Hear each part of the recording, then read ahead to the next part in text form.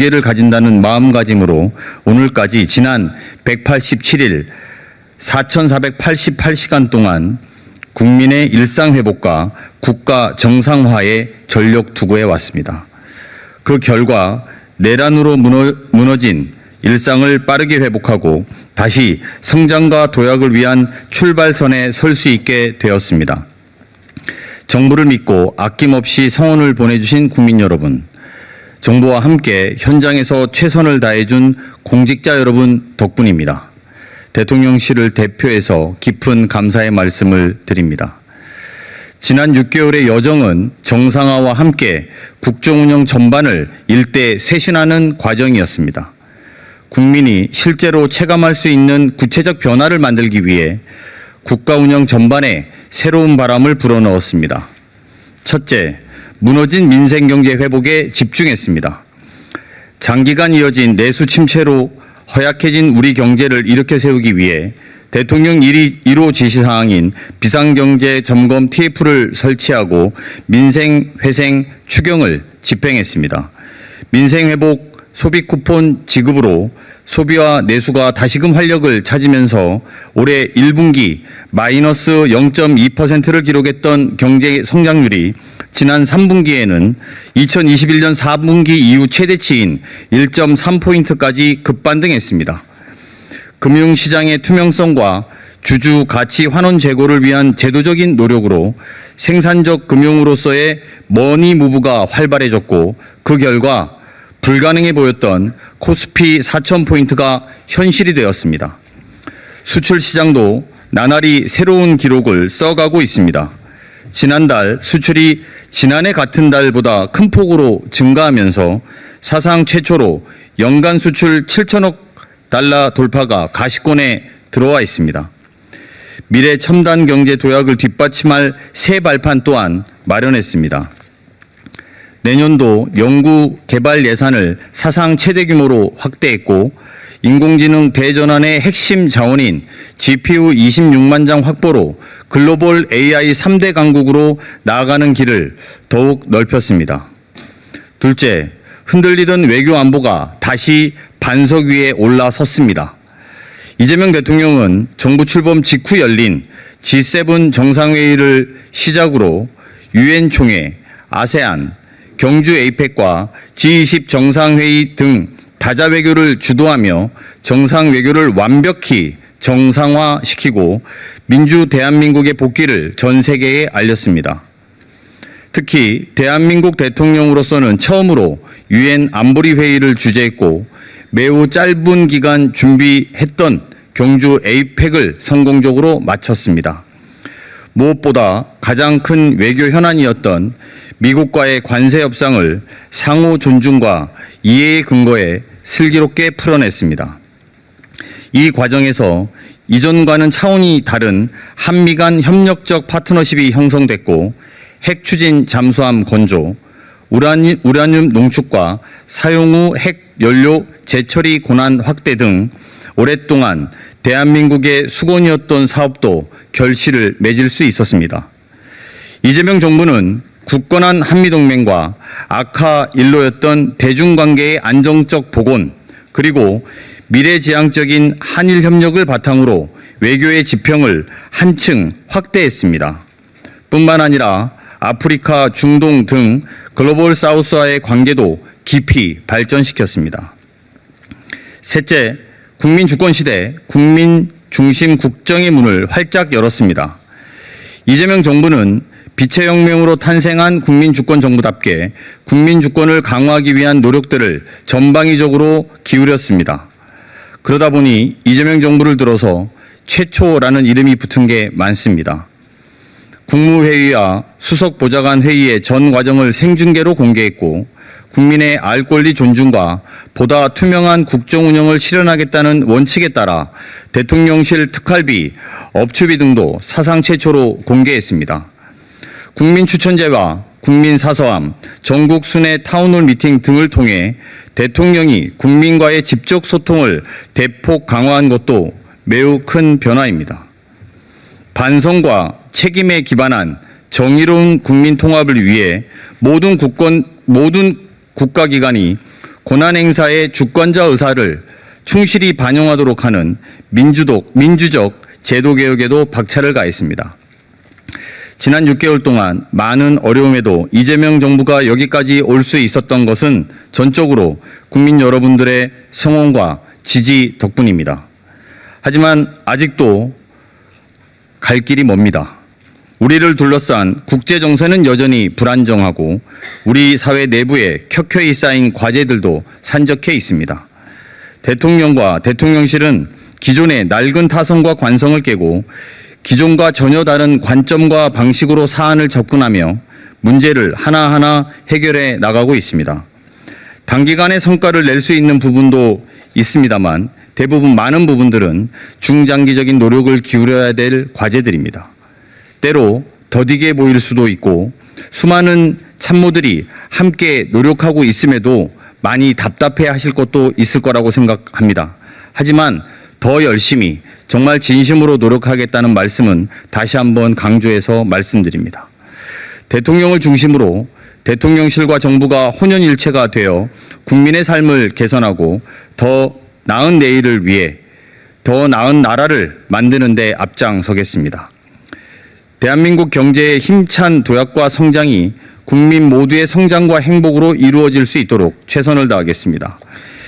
이재명 대통령께서 늘 강조하시는 것처럼 임기를 시작할 때보다 임기를 마칠 때 국민의 더 큰 사랑과 신뢰를 받을 수 있도록 대통령실 모두는 대한민국 호의 선장인 이 대통령을 보좌하는 참모로서 남은 4년 6개월 동안 혼신의 힘을 다할 것입니다. 지난 6개월 동안 성원해 주신 것처럼 앞으로도 이재명 대통령과 대통령실 그리고 정부를 믿어주신다면 반드시 성과로 보답할 수 있도록 하겠습니다. 감사합니다. 먼저 성장의 엔진이 다시 켜졌습니다. 거시와 민생에서 2006년 통계 작성 이래로 처음으로 경제 심리, 주식시장, 실물경제, 그리고 분배 네 가지 지표가 동시에 큰 폭으로 개선되었습니다. 그리고 성장의 내용에 있어서도 민간과 정부, 내수와 수출이 나란히 균형 있게 기여하는 소위 말하는 쌍끌이 성장의 좋은 모습을 보여주었습니다. 재정과 조세에 있어서는 재정 역할을 정상화했습니다. 그동안의 경직적이고 소극적인 재정 운용에서 탈피하여 거시경제가 잠재 성장률 밑에서 비틀거리고 있을 때는 재정이 역할을 해주고 경제가 정상화되면 재정이 다시 재정의 여력을 보충하는 그런 재정과 성장의 선순환 틀을 마련했습니다. 취임 후에 역대 가장 빠른 추가 경정 예산 그리고 잠재 성장률 수준 회복 위한 26년 예산을 편성하였습니다. 그리고 무분별한 감세 정책을 정상화했습니다. 국가 운영의 기본인 세입 기반을 확충했습니다. 법인세율 22년 수준으로 환원했고 증권거래세율도 23년 수준을 회복했습니다. 그리고 금융과 보험업의 교육세 인상세법을 통과시켰습니다. 무엇보다도 5년 만에 처음으로 예산안을 법정기한 내 여야 합의로 처리했습니다. 두 번째 관세 협상을 성공적으로 타결하였습니다. 올해 4월 2일 미국이 해방의 날이라는 역설적인 이름으로 관세 틀을 일방적으로 바꾼 날, 한미 FTA라는 무관세 환경에서 미국과 이 관세 틀을 마련했던 대한민국에는 청천벽력과 같은 그런 새로운 환경이었습니다. 격변의 통상 환경에서 가장 늦게 시작해서 최강대국과 합의를 해야 되는 초고난도 과제였습니다. 다행스럽게 국민 여러분들이 뒤에서 뒷받침해 주시고 대통령의 국익 중심의 확고한 원칙에 따라서 상대방이 미국에서도 관세 협상을 가장 잘한 나라가 대한민국이라는 말을 들을 정도로 성공적으로 관세 협상을 마무리했습니다. 그리고 이번 관세 협상 타결을 기초로 미국과 미래형 전략적 포괄 동맹을 구축할 수 있게 되었습니다. 무엇보다도 이렇게 관세 협상이 성공적으로 타결된 데에는 국민 여러분의 믿음이 있고 우리 제조업의 경쟁력이 1등 공신이었습니다. 앞으로도 조선에서 반도체까지 대한민국이 보유한 역량을 기초로 미국 제조업 재건의 최적 파트너라는 그 위치를 10분 활용하여 아까 말씀드린 21세기형 한국과 미국의 기술 안보 경제 동맹으로 업그레이드 시켜 나가겠습니다. 그리고 수출 시장 다변화와 품목 다각화로 국제 질서 변화에 대응하겠습니다. 이번 위기를 기회로 삼아서 첨단 산업과 무역 강국으로 글로벌 경제 리더 대한민국, 중추국가 대한민국으로 비상하도록 노력하겠습니다. 세 번째, 생명 존중과 문화 선도입니다. 2년간 끌었던 전 국민들을 걱정하게 했던 의정 갈등을 정상화했습니다. 그리고 지역 필수 공공의료 강화의 틀을 마련했습니다. 전 사회적인 자살 예방과 대응 체계를 가동하여 총리실에 범정부 자살 예방 대책 추진본부를 설치했습니다. 그리고 올 9월 달에는 노동안전 종합대책을 마련하여 산업안전 투자가 노사 모두에게 이익이 되는 구조를 마련하였습니다. 특히 취약한 중소 영세 사업장 위주로 집중적으로 성과가 나도록 관리해 가겠습니다. 문화 선도 측면에서는 방언 관광객 역대 최다 3천만 관광대국 시대를 열어가겠습니다. 저도 어제 국립중앙박물관에 이순신 특별전을 가봤더니 정말로 인산인해였습니다. 국립중앙박물관 관람객 600만 돌파, 세계 5위권 K뮤지엄 도약의 틀을 마련하겠습니다. 대통령 직속으로 대중문화교류위원회를 출범하여 K컬처 시대의 콘텐츠를 국가 전략산업으로 키워가겠습니다. 마지막으로 과학기술을 기반으로 미래 성장을 열어가겠습니다. 무너진 과학기술 생태계를 복원하기 위해서 과학기술 강국의 초석을 마련하였습니다. 특히 PBS 제도를 30년 만에 폐지하여 대형 R&D PBS 제도를 폐지하고 대형 R&D 예차도 폐지하여 집중적으로 국가가 주목해야 될 분야의 R&D가 이루어질 수 있는 틀을 마련했습니다. AI는 국민 여러분께서 지난 몇 달 동안 체감할 수 있었을 것입니다. 블랙락 AI의 재생 인프라 우리 MOU 체결, 오픈 AI, 엔비디아, 소프트뱅크 최근에 있었던 ARM의 우리 스쿨 마련한까지 글로벌 AI 초강대 기업들이 대한민국으로 와서 AI 3강의 꿈에 기틀이 되는 그런 훌륭한 파트너십들을 만들어가고 있습니다. 그리고 AI 혁신 생태계를 조성하여 글로벌 AI 기본사의 비전을 대한민국이 이끌어 나가는 그런 역할을 내년부터 본격적으로 하겠습니다. 에너지는 기후에너지 환경부를 출범하여 전기화 시대 에너지 산업화의 토대를 마련하였습니다. 그리고 국가 탄소 중립 에너지 대전환의 기반도 구축하였습니다. 앞으로도 정책실은 경제를 살리고 민생을 보듬고 우리나라의 지역을 살리고 산업 기반을 확충하고 기술을 선도하는 그런 모든 그런 과제들을 하나의 정책으로 묶어서 26년부터 이재명 대통령님의 국정 과제가 본격적으로 추진될 수 있도록 최선을 다하겠습니다. 감사합니다. 여러분께 보고를 드리겠습니다. 초불확실성의 시대, 우리가 처음 맞닥뜨린 외교안보 전선은 험난했습니다. 지정학적인 경쟁은 심화되었고 관세 전쟁 속에서 글로벌 경제 협업 체계는 붕괴되었습니다.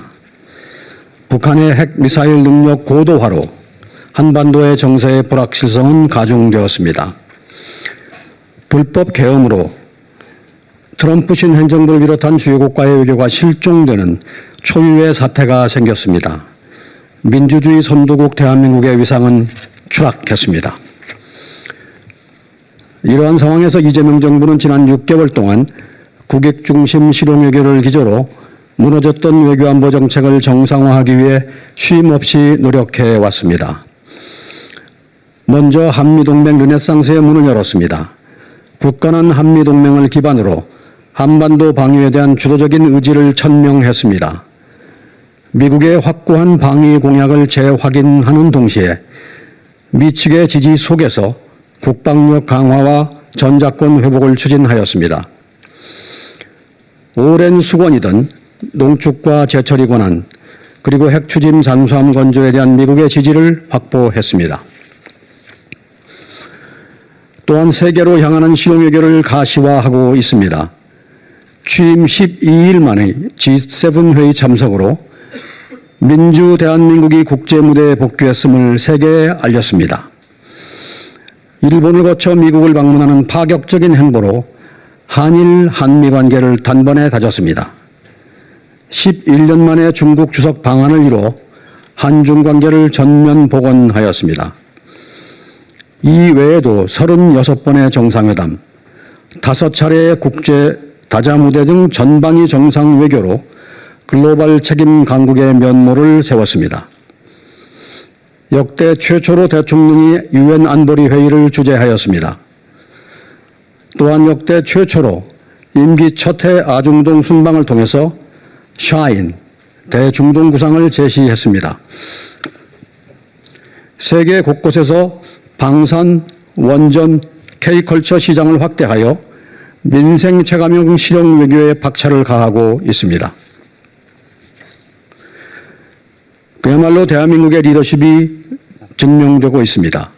유엔 안보리부터 APEC, G20까지 세계 질서를 주도하는 그룹에 대한민국이 있었습니다. APEC 정상회의를 성공적으로 개최함으로써 대한민국의 위상은 극적으로 올라갔습니다. 튼튼한 경제 안보로 흔들림 없는 경제 주권을 확립하고 있습니다. 외부 환경에도 흔들리지 않는 공급망 구축을 위해 정부의 모든 역량을 쏟아내고 있습니다. 평화로운 한반도를 향해서도 묵묵히 나아가고 있습니다.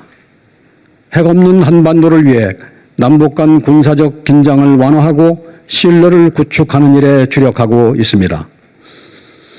9.19 남북 군사합의의 단계적인 복원을 추진하고 있으며 남북 대화와 교류의 복원을 위한 기반을 모색하고 있습니다. 또한 K방산의 글로벌 4대 강국 도약을 위한 초석을 다지고 있습니다. 대통령실 중심의 방산 컨트롤 타워를 출범시키고 방산 육성을 위해 범정부 역량을 결집시키고 있습니다. 이제 우리의 외교 안보는 더욱 앞으로 나아가야 합니다. 2026년은 회복을 넘어 도약의 원년이 되어야 합니다. 북한과의 대화 재개를 추진하여 한반도 평화 공존 프로세스를 본격화하겠습니다. 페이스메이커로서 미국과 긴밀히 소통하고 남북이 신뢰를 쌓을 수 있는 조치들을 적극적으로 해 나가겠습니다. 강력한 국방력으로 평화를 뒷받침하겠습니다. AI 첨단 과학기술 기반의 스마트 정예 강군을 건설하겠습니다. 평화와 번영을 위한 호혜적 글로벌 협력을 강화하고 글로벌 노스와 글로벌 사우스를 아우르는 정상 외교의 광폭 행보에도 나설 것입니다. 이재명 정부는 대한민국의 국익을 극대화하면서도 글로벌 책임 강국으로서의 역할을 다하도록 모든 노력을 다하겠습니다. 감사합니다. 반갑습니다. 이경은 홍보수통수석입니다. 대통령께서 자주 하시는 말씀이 있습니다. 좋은 정책의 50%는 홍보소통에 달려있다. 이렇게 자주 말씀하십니다. 지난 6개월 동안의 저희 국정의 밑바탕에 바로 이런 국정 철학이 깔려 있었다. 이렇게 평가할 수 있을 것 같습니다. 짤막하게 발표를 또 여러분들이 다 아시는 부분들이 있고 그래서 짤막하게 발표를 드리겠습니다. 역대 정부 최초로 국무회의가 생중계됐습니다. 지금까지 14회 생중계가 됐습니다. 그전에는 모두 발언 정도만 공개했었는데, 저희 정부에서 현안 토론, 또 심지어는 일부 안건 심의 내용까지도 국민들께 생중계로 보여드렸습니다. 그리고 지역 타운홀 미팅을 했습니다. 지금까지 광주, 대전, 부산, 강원, 대구, 경기 북부, 충남 등 7개 권역에서 개최가 됐습니다. 이 부분 역시 내년에도 또 좀 더 역대적으로 지속적으로 타운홀 미팅이 진행될 거라고 알고 있습니다. 또 하나 역대 최단 기간의 첫 취임 기자회견이 있었습니다. 30일 만에 기자회견이 있었고요. 또 100일 동안의 100일 기자회견도 있었고 또 아주 역대에서 드물게 외신 기자회견도 얼마 전에 실시를 했습니다. 내년에도 세외 기자회견도 여러분들이 생각하는 것 역대 정부보다도 훨씬 더 빨리 열릴 거라고 기대됩니다. 또 하루 평균 2번 정도의 언론 브리핑이 있었습니다. 이거는 전 정부들하고 비교해 보면은 거의 2배에 가까운 정도의 브리핑이 많았습니다. 두 대변인 체제를 바탕으로 해서 또 새해에도 좀 더 공격적이고 적극적으로 브리핑을 해 나가도록 하겠습니다. 또 언론인과 적극적인 소통과 교류도 계속 있었습니다. 직원 식당에 대통령께서 바로 나타나셨고요. 또 비서실장도께서도 자주 나타나셔서 기자들과 소통을 하셨습니다. 이러한 어떤 그런 기조는 내년에도 계속될 것이라고 봅니다. 또 해외 순방 프레스룸 임차료가 인하됐습니다. 여러분들이 기자회견에서 질문해 주신 내용을 대통령께서 챙겨서 저희가 그걸 국정에 반영을 했습니다. 출입기자 복권도 일부 됐습니다. 전 정부에서 부당하게 등록됐던 부분들 이런 출입을 복원시켰습니다. 또 쌍방향 브리핑제가 도입이 됐습니다. 국민의 알 권리와 브리핑 투명성의 제고가 있었습니다. 이 부분과 관련 대통령실 출입기자분들의 협조와 또 노고가 없었다면은 정착되기가 어려운 제도였습니다. 이 자리를 들어서 대통령실 출입기자단 분께 감사의 말씀을 드리고 싶습니다. 또 브리핑 수화 통역이 실시가 됐고요. 또 외신 홍보에서도 지금까지 17개 언론 인터뷰가 진행됐습니다. 이것도 역시 같은 기간에 역대 최다의 언론 외신과의 접촉이었습니다. 우리 안기령 부대변인께서 말씀하셨던 부분인데요. 저기가 저희만 또 생각하는 것보다는 또 여러분들의 기자분들의 생각을 읽어내는 것이 저희의 또 업무라고 생각해서 기자들이 뽑은 이재명 정부 6개월 한번 순위를 매겨봤습니다. 저희가 한 22개의 어젠다를 가지고 여러분들께 보여드렸고요. 그래서 여러분들이 스티커를 좀 붙이게 이렇게 했습니다. 그 결과를 발표해 드리겠습니다. 어느 정도 예상을 했는데요.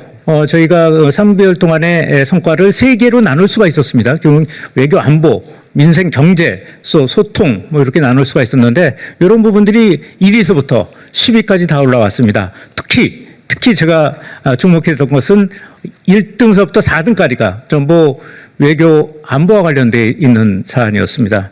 가장 여러분들이 뽑은 가장 잘한 일 1위 한미 관세협상 타결이었습니다. 그리고 외교 정상화, 핵잠 도입 합의, 그리고 에이펙 성공, 4위까지가 전부 외교 안보 부분이었고 외교 안보 부분만이 아니고 이거는 또 경제하고도 연결되어 있는 부분이었다고 봅니다. 그래서 1등서부터 4등까지가 이렇게 나왔고요.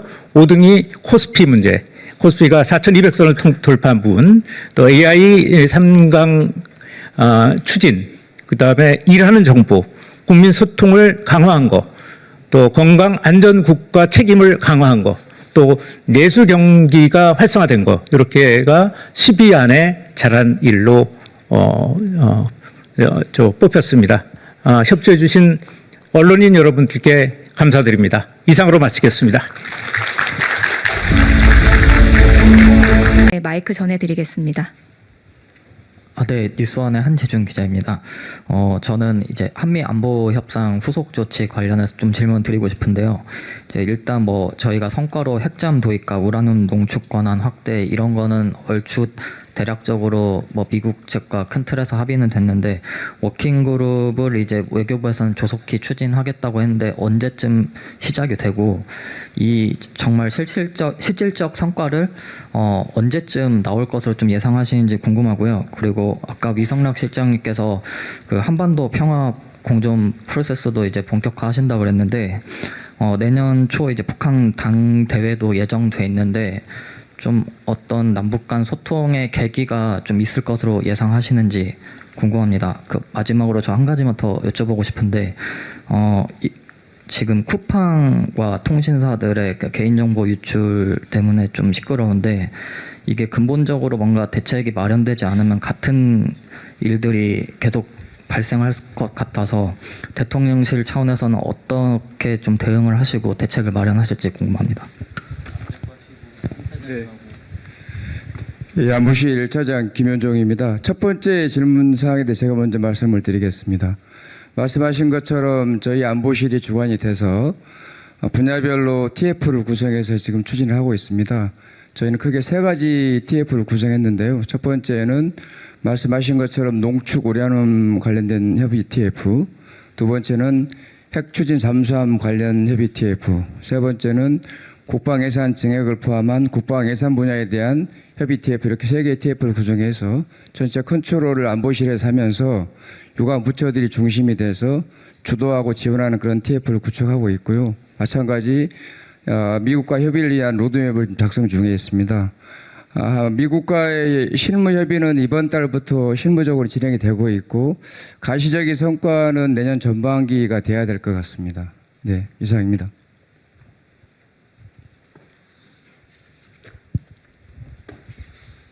네, 안보 3차장 오윤주입니다.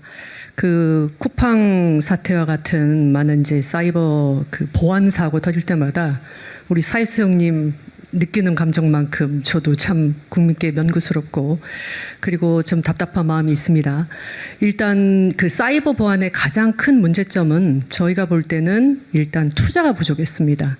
이제 주로는 기업에서도 투자가 부족했고 정부 차원에서도 그에 필요한 충분한 지원과 좀 그런 투자가 부족했다는 생각에 기업의 투자를 유도하기 위한 방안을 중심으로 저희 지난 10월 말에 관계부처 합동으로 정보보호 종합대책을 마련을 했습니다. 그 대책의 많은 부분들이 법령을 좀 개정을 하고 그리고 내년부터 새롭게 예산을 태워서 이제 그 관련 정책을 이행하는 것들로 구성이 되어 있습니다. 현재로서는 일단 그 법령이 바로 조기에 정비가 되고 그리고 내년부터 좀 더 본격적인 정책을 시행하는 것으로 준비를 하고 있어서 지금보다는 조금 더 나아지리라 기대하지만 현재 그 보호 대책에 조금 더 미흡한 부분이 무엇이 있는지를 다시 한번 검토를 하고 있는 중입니다. 그래서 연내에 그 정보보호 대책을 더 강화할 수 있는 부분들을 관계부처와 함께 지금 구상을 하고 있는 상황입니다. 네, 한반도 평화 프로세스에 대해서만 제가 간단히 추가로 말씀을 드리겠습니다. 그 문제를 중심으로 본다면은 지난 6개월간의 큰 진전은 없었습니다.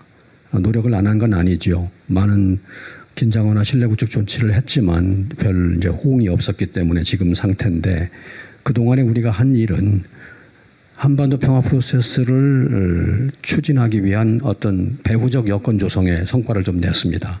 한미 관계를 결정적으로 안정화시켰고 한일 관계도 예상과는 달리 아주 전향적으로 만들어 놓았고 최악의 상태에 있던 한중 관계도 복원의 길로 집어넣었습니다. 이러한 성취를 바탕으로 내년부터는 우리가 여건 만든 이런 에너지를 가지고 한반도 쪽에 좀 투사해보자 하는 생각을 갖고 있습니다. 물론 북한의 호응이 관건이긴 하지만은 우리가 주변 국가들하고의 만들어놓은 국제적인 어떤 커넥션이 발전하고 있기 때문에 그런 걸 가지고 해보려고 하고 러시아와는 지금 큰 진전은 보이지 않지만 사실 소통을 하지 않는 건 아닙니다. 한반도 문제를 염두에 두고 주변 국가들하고의 연대를 강화해 나간 노력 계속하고 그걸 가지고 시도를 해보겠습니다. 네, 또 질문 있으실까요? 네, 마이크 전해드리겠습니다. 네, 뉴스원의 한재준 기자입니다. 저는 이제 한미 안보 협상 후속 조치 관련해서 좀 질문 드리고 싶은데요. 이제 일단 뭐 저희가 성과로 핵잠 도입과 우라늄 농축 권한 확대 이런 거는 얼추 대략적으로 뭐 미국 측과 큰 틀에서 합의는 됐는데 워킹 그룹을 이제 외교부에서는 조속히 추진하겠다고 했는데 언제쯤 시작이 되고 이 정말 실질적 성과를 언제쯤 나올 것으로 좀 예상하시는지 궁금하고요. 그리고 아까 위성락 실장님께서 그 한반도 평화 공존 프로세스도 이제 본격화하신다 그랬는데 내년 초 이제 북한 당 대회도 예정돼 있는데 좀 어떤 남북 간 소통의 계기가 좀 있을 것으로 예상하시는지 궁금합니다. 그 마지막으로 저 한 가지만 더 여쭤보고 싶은데 지금 쿠팡과 통신사들의 그 개인정보 유출 때문에 좀 시끄러운데 이게 근본적으로 뭔가 대책이 마련되지 않으면 같은 일들이 계속 발생할 것 같아서 대통령실 차원에서는 어떻게 좀 대응을 하시고 대책을 마련하실지 궁금합니다. 예, 안보실 1차장 김현종입니다. 첫 번째 질문 사항에 대해 제가 먼저 말씀을 드리겠습니다. 말씀하신 것처럼 저희 안보실이 주관이 돼서 분야별로 TF를 구성해서 지금 추진을 하고 있습니다. 저희는 크게 세 가지 TF를 구성했는데요. 첫 번째는 말씀하신 것처럼 농축 우라늄 관련된 협의 TF, 두 번째는 핵 추진 잠수함 관련 협의 TF, 세 번째는 국방 예산 증액을 포함한 국방 예산 분야에 대한 협의 TF, 이렇게 세 개의 TF를 구성해서 전체 컨트롤을 안보실에서 하면서 유관 부처들이 중심이 돼서 주도하고 지원하는 그런 TF를 구축하고 있고요. 마찬가지 미국과 협의를 위한 로드맵을 작성 중에 있습니다. 미국과의 실무 협의는 이번 달부터 실무적으로 진행이 되고 있고 가시적인 성과는 내년 전반기가 돼야 될 것 같습니다. 네, 이상입니다.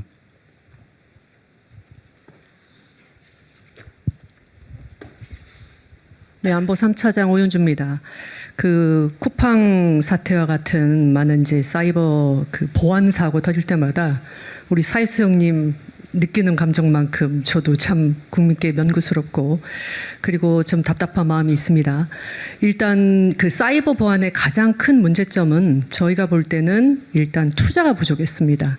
이제 주로는 기업에서도 투자가 부족했고 정부 차원에서도 그에 필요한 충분한 지원과 좀 그런 투자가 부족했다는 생각에 기업의 투자를 유도하기 위한 방안을 중심으로 저희 지난 10월 말에 관계부처 합동으로 정보보호 종합대책을 마련을 했습니다. 그 대책의 많은 부분들이 법령을 좀 개정을 하고 그리고 내년부터 새롭게 예산을 태워서 이제 그 관련 정책을 이행하는 것들로 구성이 되어 있습니다. 현재로서는 일단 그 법령이 바로 조기에 정비가 되고 그리고 내년부터 좀 더 본격적인 정책을 시행하는 것으로 준비를 하고 있어서 지금보다는 조금 더 나아지리라 기대하지만 현재 그 보호 대책에 조금 더 미흡한 부분이 무엇이 있는지를 다시 한번 검토를 하고 있는 중입니다.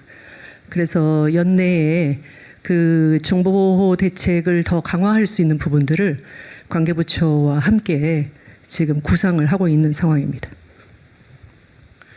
네, 한반도 평화 프로세스에 대해서만 제가 간단히 추가로 말씀을 드리겠습니다. 그 문제를 중심으로 본다면은 지난 6개월간의 큰 진전은 없었습니다.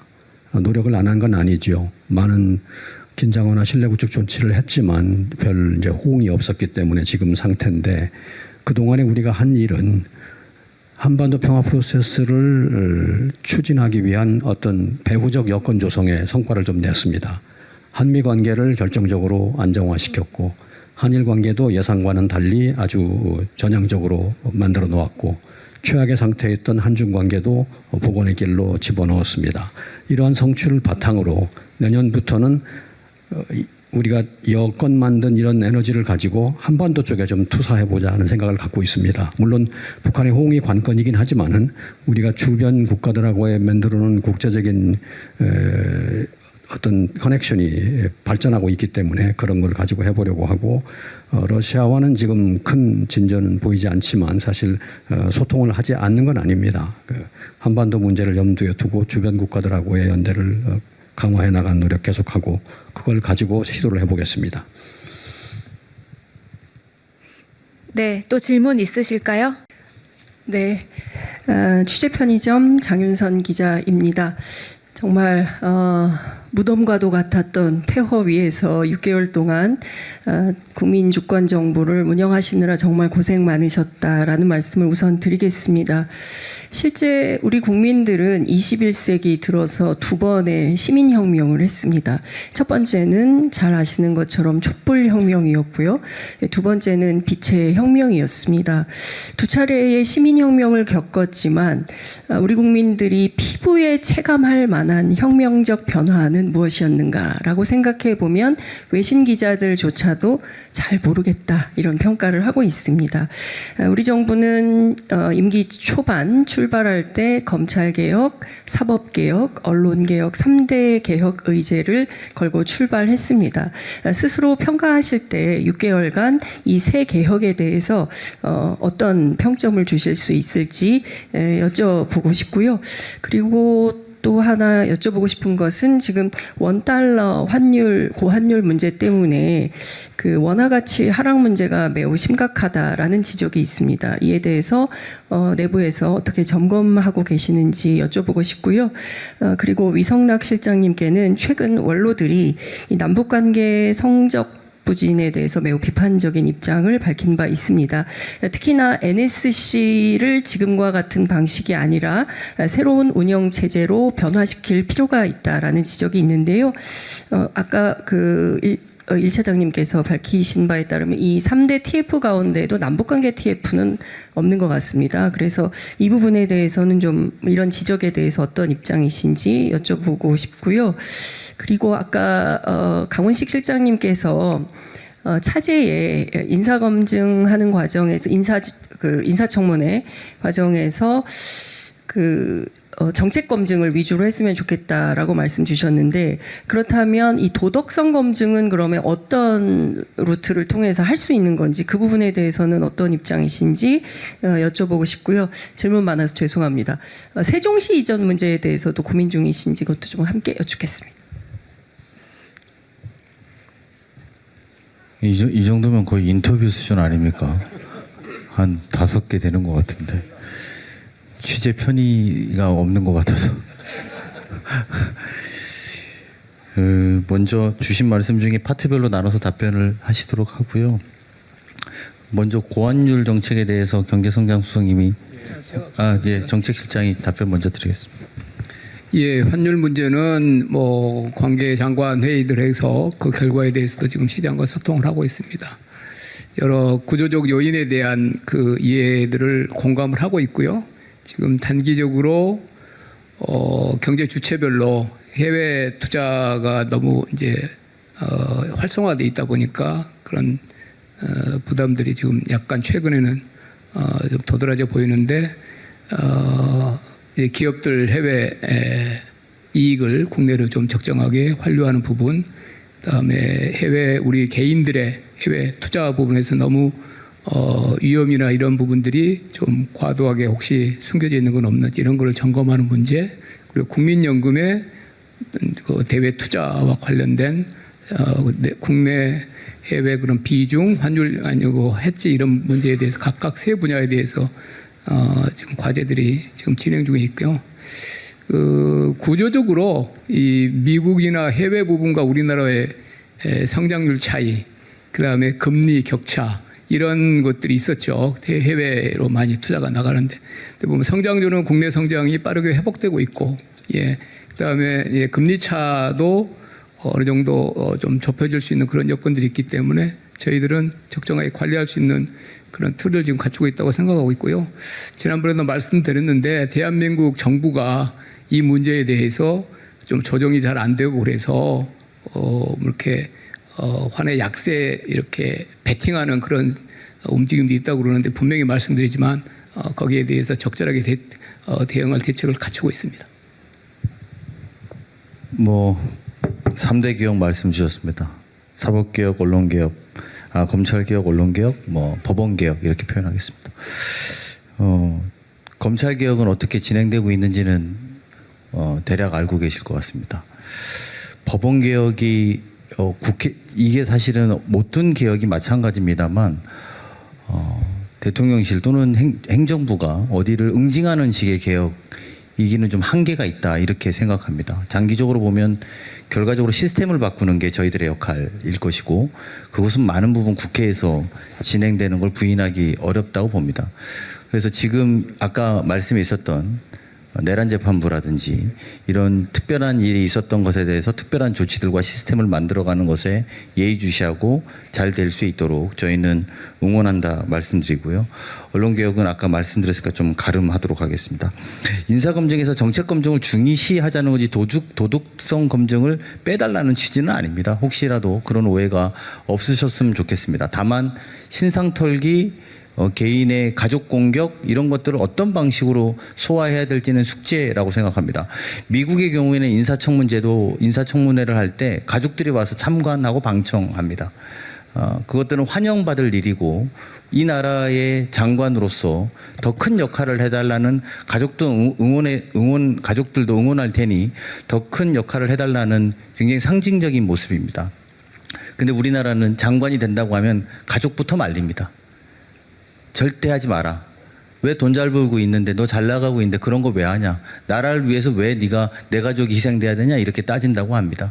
그런 걸 막자는 취지입니다. 도덕성 검증은 빼자는 취지가 아니라 그래서 그것을 비공개로 한다든지 아니면 비공개에서 사실은 저희가 인사검증을 하는데 그럼 여러 가지 방법들에 비공개로 다 진행하지 않습니까? 거기서 걸릴 것들은 다 걸러집니다.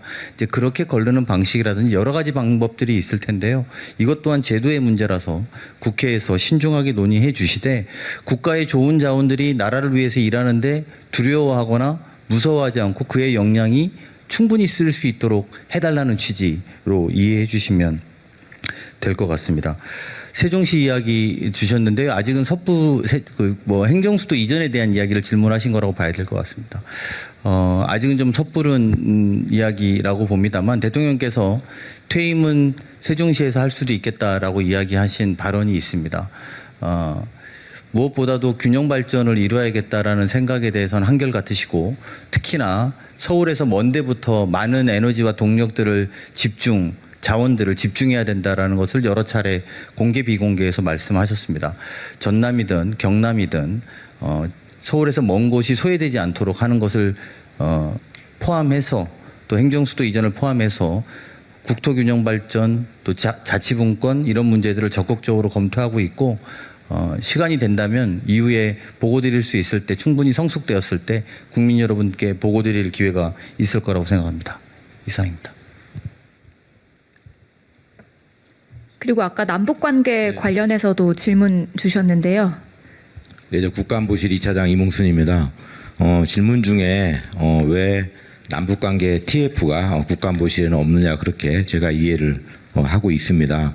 근데 아까 우리 저 1차장이 설명한 TF는 한미 정상 합의 후속 조치로 조인트 팩트시트를 이행하기 위해서 1차장실 산하에 운영하고 있는 그런 TF에 대해서 설명을 드린 거고요. 저희 2차장실에서는 일반 외교사안 그리고 재해동포 정책, 남북관계 관련해서 다양한 협의체와 태스크포스를 운영하고 있다고 말씀드립니다. 예, 감사합니다.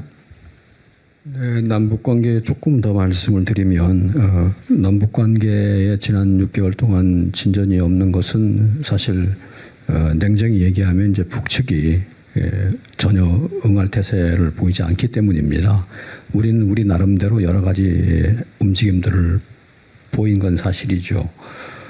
그런 상황 하에서 이제 애로가 있다는 말씀을 우선 대전제로 드려야 될 것 같고요. 남북 관계는 다 아시지만 남북 차원의 맥락만 있는 게 아니라 또 국제적인 맥락이 있습니다. 우리가 원든 원치 않든 남북 관계는 남북 차원, 국제 차원을 같이 갖고 있는 복잡한 문제입니다. 남북 차원에서 북한이 전혀 응하지 않으려고 하고 또 미북을 중시하고 하는 맥락에서 국제적 맥락 없이 남북 간만으로 움직이기는 또 어려운 게 현실입니다.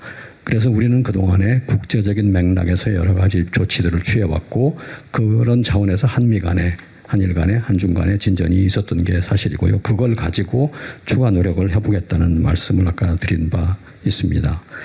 NSC에 대해서 간단히 말씀을 드리면 지금 하고 있는 운영체제 예컨대 차장급이 참석하는 이런 제도는 원래 이번에 생긴 것도 아니고 또 누가 말한 것처럼 김아무개가 만들어낸 것도 아니고 김대중 정부 이래 운영되어 왔던 제도와 관행을 따르고 있는 것입니다.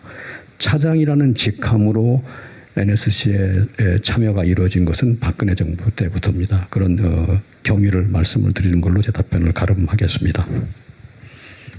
예, 아까 장윤성 기자께서 그 언론 뭐 개혁 얘기하셨는데 언론 좀 더 확대해서 얘기하자면 언론 개혁과 언론의 지능이겠죠.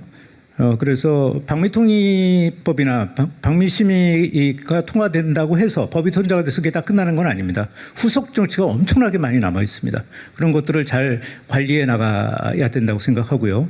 또 하나 정보통신법망 또 법이 그 개정이 되면 그와 관련된 굉장히 많은 조치들이 지금 후속 조치들이 남아 있다는 거 말씀 좀 드리고 싶습니다. 또 하나 정부 광고와 관련된 거 어떻게 효율적으로 집행할지에 대한 부분들, 또 편중을 좀 없애야 되는 거, 광고 효과가 없는 데에다가 그 몰려나가는 어떤 이런 문제들 같은 것들 어떻게 해결해 나갈지도 좀 고민하고 있다. 내년에는 좀 더 과시적인 결과가 좀 더 나올 거라고 생각하고요. 반면에 또 광고와 협찬 규제에서 비디오 콘텐츠 진흥과 관련돼 있는 이슈가 또 있습니다. 그 부분들도 좀 후속 조치를 만들고 있다는 거 말씀드리고 싶습니다. 네, 감사합니다. 여러분들 뭐 오늘 많이 질문 받았는데요. 대통령실 써준 거는 다른데 제가 다른 말씀 좀 드리겠습니다.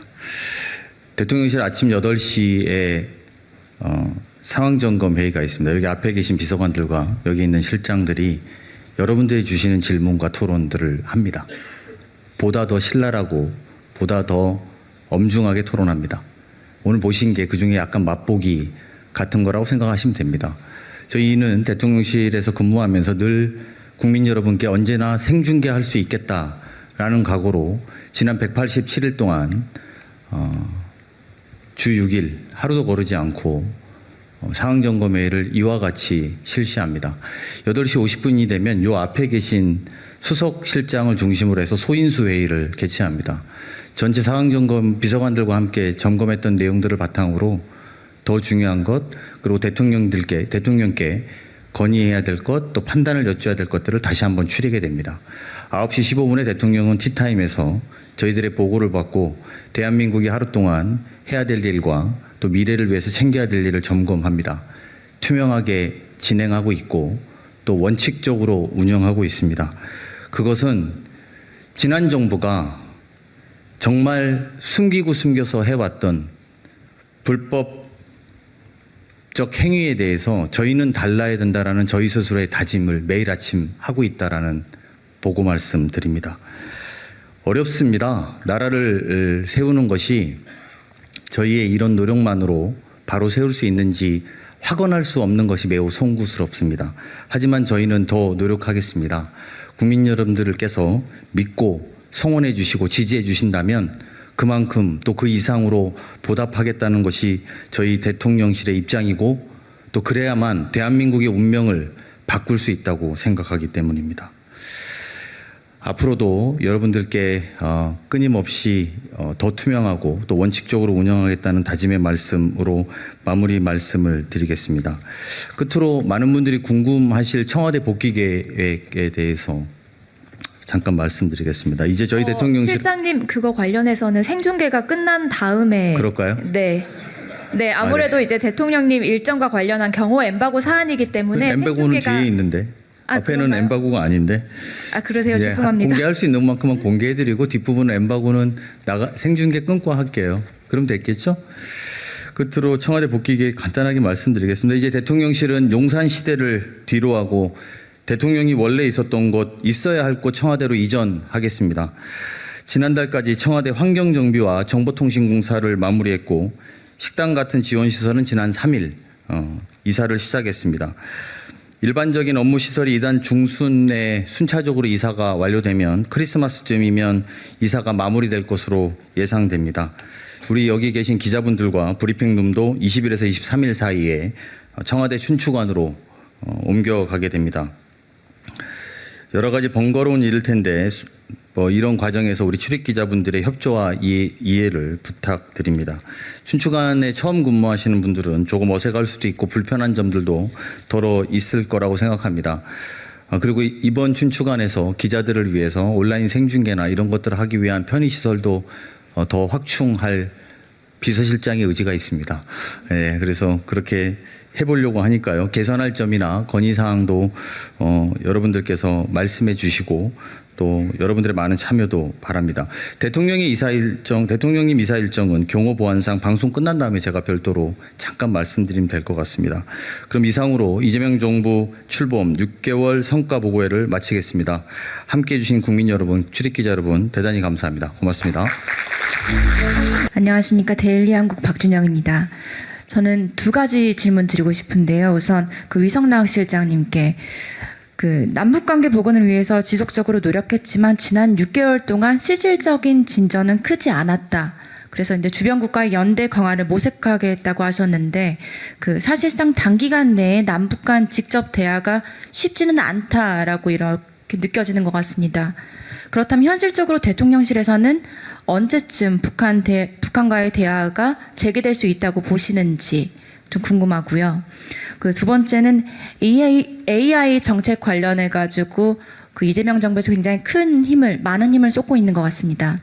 이전과 비교했을 때 가장 큰 기조 변화는 무엇이라고 생각하시는지, 그리고 미국이나 중국과의 비교를 해보면 그 한국 기업들의 규모가 상대적으로 좀 작은 편에 속하는 것 같은데 이런 경쟁력 있는 생태계를 구축하기 위해서 우리 정부는 어떤 노력을 할 것인지 알려주시면 감사하겠습니다.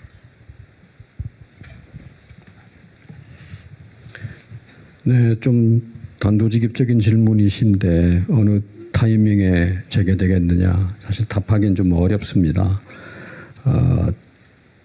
그동안에 저희가 한 거는 우선 미국하고 한국 사이에 한반도 문제, 북한 문제, 북핵 문제에 대한 입장을 조율하는 거였습니다.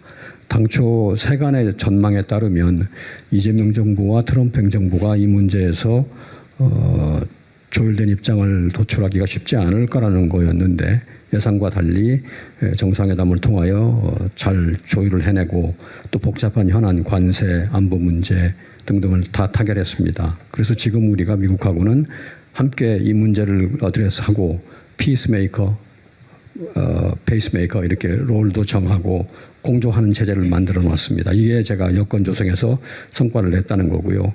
또 한일 간에도 같은 공조가 원만하게 이루어지고 있고 중국하고도 한반도 문제를 다루는 데 대한 대화가 복원이 되었습니다. 그래서 이걸 가지고 노력을 해보겠다는 거죠. 어느 타이밍인지는 알 수 없고 아마 짐작컨대는 남북 간의 타이밍보다는 미북 간의 타이밍이 좀 앞서지 않겠는가 하는 정도로 생각을 합니다. 그리고 어느 쪽이든 먼저 이루어지는 것이 있으면 그런 선순환적인 분위기를 가지고 노력을 하겠다는 겁니다. 그 피스메이커, 페이스메이커 역할을 좋아해서 이뤄보겠다. 타이밍은 말씀 못 드리겠습니다만 그런 추진 방향을 말씀드립니다.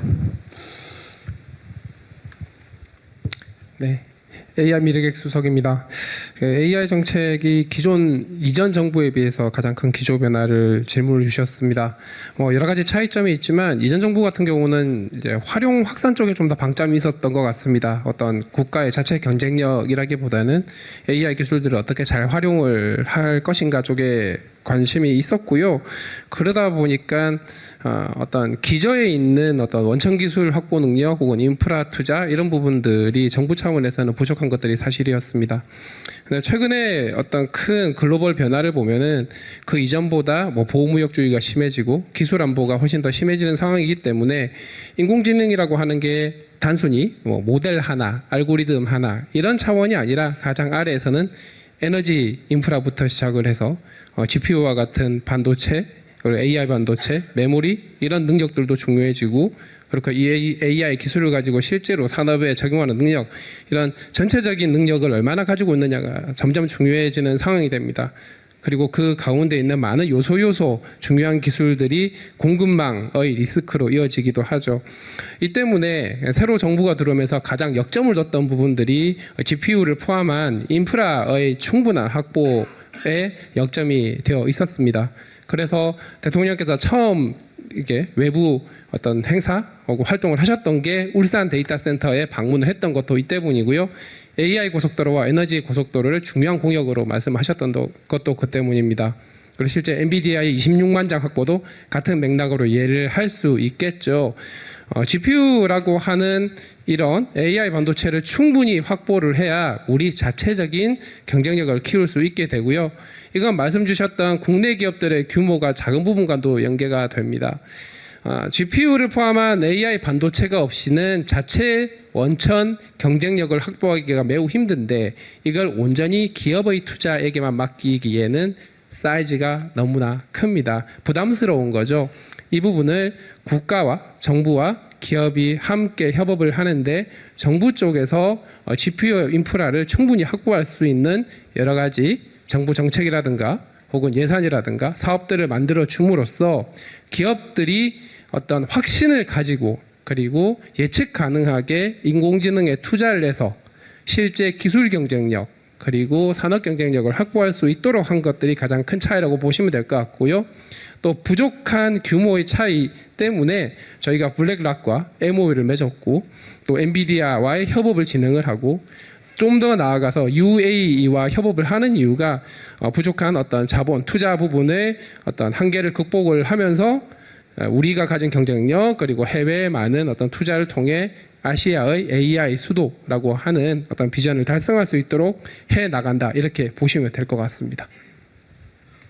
예, 감사합니다. 아까 손 드셨던 이상호 기자님께 마이크 전달해 드리고 있습니다.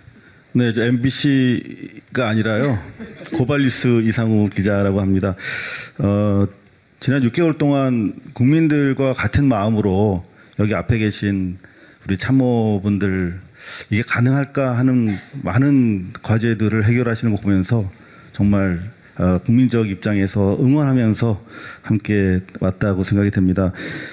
아까 말씀하셨던 것처럼 좀 불편한 말씀 하나 좀 드려야 될 것 같은데 아무래도 이제 대통령께서 모두의 대통령을 자임하고 계시기 때문에 아무래도 이제 국민 갈등 아젠다를 회피하는 듯한 그런 이미지를 저희가 실 수가 없는데 대표적인 게 이제 공직사회에서는 헌법준수 TF가 잘 진행이 되고 있습니다만 사실 공직사회만큼이나 중요한 게 시민, 언론, 준공공 영역임에도 불구하고 그쪽에 소위 말하면 헌법준수 여부에 대한 확인이랄까요, 검증이랄까요, 이런 것들이 부족한 것 같습니다. 이를테면 오는 길에도 보니까 정광훈 목사께서 큰 집회를 하고 계시던데 지난 1월 서부 법원 난동 이후에 바로 경찰이 뭐 그 다음 달에 소환할 것처럼 준비를 마쳤다라고 하는데 여전히 지금 내란 선동 세력들이 거리를 활보하고 있는데 전체 국민을 위한 대통령이시기도 하지만 또 민주 회복을 위해서 빛의 혁명 응원봉을 들었던 국민들의 대통령이시기도 한데 그 부분에 있어서 좀 속도가 느린 것 같다라고 하는 부분, 국회에서 진행되는 부분 빼고 말이죠. 그 하나 더 덧붙여서 말씀드리자면 그 대통령 지시가 분명히 계셨는데 언론 개혁이라고 해도 좋고 미디어 혁신이라고 해도 좋은 그 부분에 대해서도 상당히 좀 더딘 느낌이 있다 하는 부분에 대해서 좀 말씀을 청해 듣도록 하겠습니다.